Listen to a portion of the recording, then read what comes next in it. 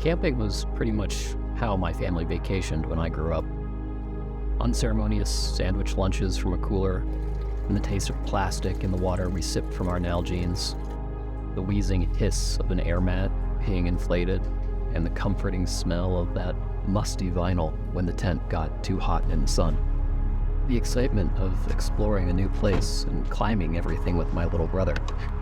The sharp punctuation of clicks from the gas stove as my mom started cooking dinner, and the mysterious dynamics between her and my father. I have a million memory flashes like these. Sure, we had a few visits to big cities, but not until we were older.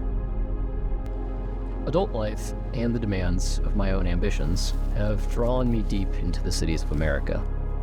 But I've recently remembered how much I miss getting out into nature. Partly inspired by some other channels I've seen on here, I've decided that even though it's the middle of winter here in Colorado, I need to get back at it. And maybe, while I'm at it, put down some of these thoughts I've had kicking around.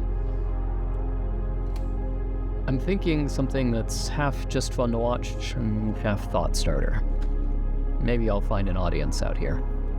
Who knows? It's been a long time, but I haven't forgotten the essentials.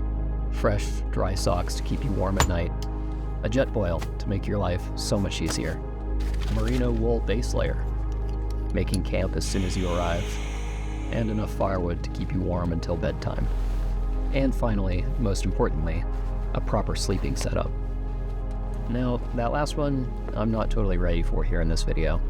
My inflatable mat has all of 0 insulation, and my bag isn't exactly the warmest. But I do have something that would have blown my parents' mind back in those 90s family vacation campouts. An EV that can keep me warm all night long. Is that cheating? Maybe. But the low for this night was 18 degrees, and I'm not really ready to weather that in a tent quite yet. I've got a long-range Model Y, and this is my first time really leaning on camp mode to keep me warm all night long. After some research, I decided that I would have enough battery. And it's funny, I would have done this frigid campout if not for the EV, but the EV battery math was also my biggest stressor. The big irony here is that after looking at my footage, I realized that my campsite had an electric plug-in, which would have taken my anxiety all the way down to 0. I'm a bit of a moron, but hey, I wasn't looking for it, so I'll cut myself some slack while I get back into the swing of things here. I've been thinking a lot about this car lately, what with Elon's behavior. Just a year ago, when we signed the lease, we already had substantial gripes with Elon's behavior and political philosophy. But we felt like eliminating a gas-burning car was the best thing we could do for the environment. And, in so doing, we'd be playing our small part in creating market demand for EVs in America. Wide-scale adoption of which I think would be undeniably better for the planet. Don't get me wrong, I don't have any pretense about my own altruism here. There are other, lesser-performing EVs out there, but since I can't quite afford a Rivian just yet, Tesla was the most fun option.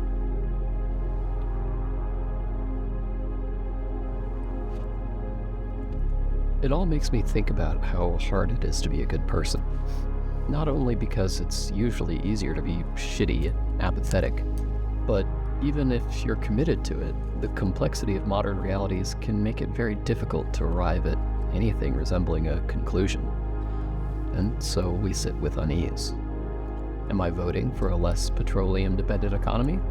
Or am I supporting a Nazi? When someone vile makes something good, how can you possibly separate the art from the artist when they'll profit from your consumption?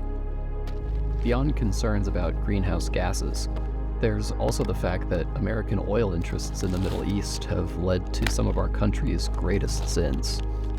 If we remove the oil dependency, are we removing the incentive for interventionism?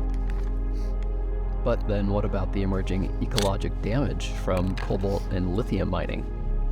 Sometimes I think we're trapped in the belly of a beast with no good exit ramps, that there's no such thing as an ethical compromise.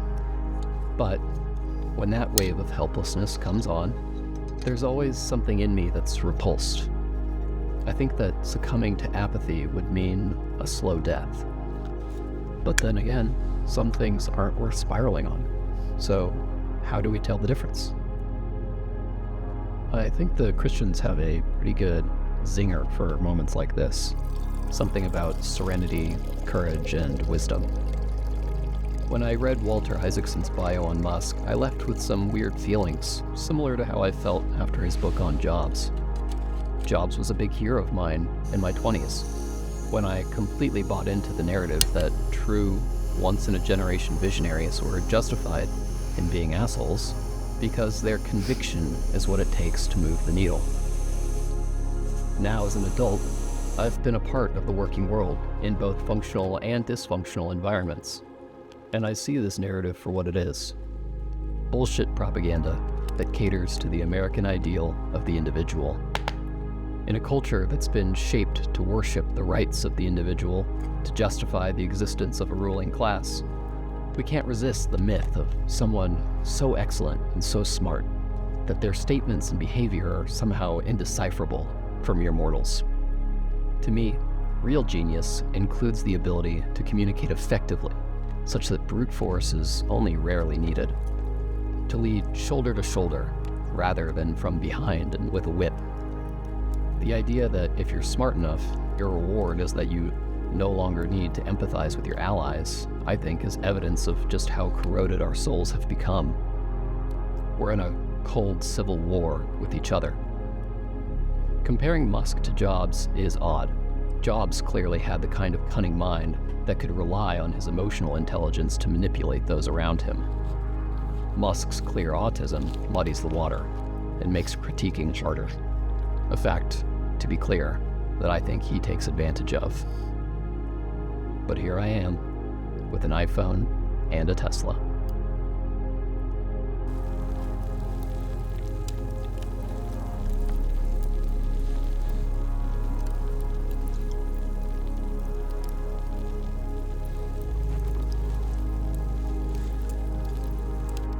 It all makes me wonder if I'm just making the predictable compromises of someone who's worked hard and feels entitled to some luxuries, or if I'm agonizing about things that aren't even worth the anxiety.